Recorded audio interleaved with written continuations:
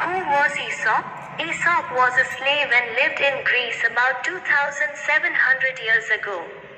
He was so good at storytelling that his master, being pleased with him, gave him freedom from his bondage. Who was Aesop? Aesop was a slave and lived in Greece about 2,700 years ago. He was so good at storytelling that his master, being pleased with him, gave him freedom from his bondage. At first the fables were not written down. People carried them in their head and young people learned them from hearing older people tell them. At first the fables were not written down. People carried them in their head and young people learned them from hearing older people tell them. About 400 years ago, a French writer named La Fontaine, 1621 to 1695, wrote them in French. And now we have their translation in almost all languages of the world. About 400 years ago, a French writer named La Fontaine, 1621 to 1695, wrote them in French. And now we have their translation in almost all languages of the world.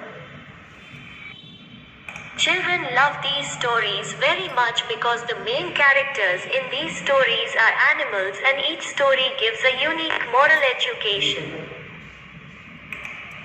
Children love these stories very much because the main characters in these stories are animals and each story gives a unique moral education. East कौन था? East एक गुलाम था और लगभग 2700 साल पहले Greece में रहता था। वे कथा कहने में इतने निपुण थे कि उनके स्वामी ने उनसे प्रसन्न होकर उन्हें गुलामी से मुक्ति दे दी और स्वतंत्र कर दिया। ईस्ट कौन था? ईस्ट एक गुलाम था और लगभग 2700 साल पहले ग्रीस में रहता था। वे कथा कहने में इतने निपुण थे कि उनके स्वामी ने उनसे प्रसन्न होकर उन्हें गुलामी से मुक्ति दे दी और स्वतंत्र कर दिया। पहले ईस्ट की दंतकथाओं को नहीं लिखा गया था।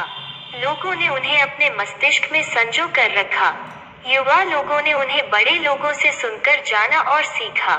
लगभग 400 साल पहले ला फोंटेन नाम के एक फ्रांसीसी लेखक ने उन्हें फ्रेंच में लिखा और अब हमारे पास दुनिया की लगभग सभी भाषाओं में ईस्ट की दंतकथाओं का अनुवाद है।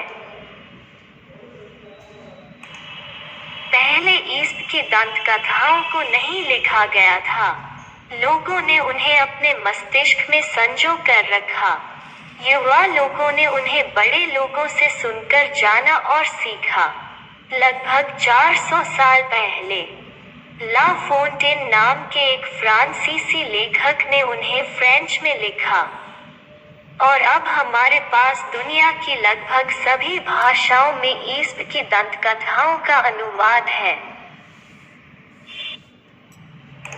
बच्चों को ये कहानियाँ बहुत अच्छी लगती हैं क्योंकि इन कहानियों में मुख्य पात्र जानवर होते हैं और प्रत्येक कहानी एक अद्वितीय नैतिक शिक्षा देती है। बच्चों को ये कहानियाँ बहुत अच्छी लगती हैं क्योंकि इन कहानियों में मुख्य पात्र जानवर होते हैं और प्रत्येक कहानी एक अद्वितीय नैतिक शिक्षा देती है। Greece is a country in southeastern Europe on the southern part of the Balkan Peninsula, bordering the Mediterranean Sea in south and the Ionian Sea in west. Greece is bordered by Albania, Bulgaria, Turkey, Republic of Macedonia, and it shares maritime borders with Cyprus, Egypt, Italy, and Libya. Greece is a country in southeastern Europe on the southern part of the Balkan Peninsula, bordering the Mediterranean Sea in south and the Ionian Sea in west.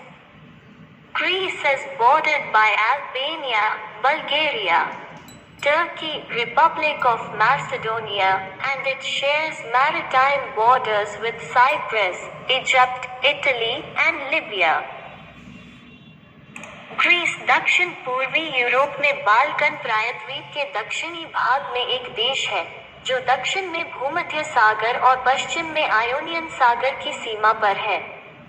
Greece की सीमा Albania, Bulgaria, तुर्की, मैसेडोनिया गणराज्य से लगती है और यह Cyprus, मिस्र, Italy और Libya के साथ समुद्री सीमाएं साझा करता है। ग्रीस दक्षिण पूर्वी यूरोप में बाल्कन प्रायद्वीप के दक्षिणी भाग में एक देश है जो दक्षिण में भूमध्य सागर और पश्चिम में आयोनियन सागर की सीमा पर है। ग्रीस की सीमा अल्बानिया, बल्गेरिया, तुर्की, मैसेडोनिया गणराज्य से लगती है और यह साइप्रस, मिस्र, इटली और लीबिया के साथ समुद्री सीमाएं साझा करता है।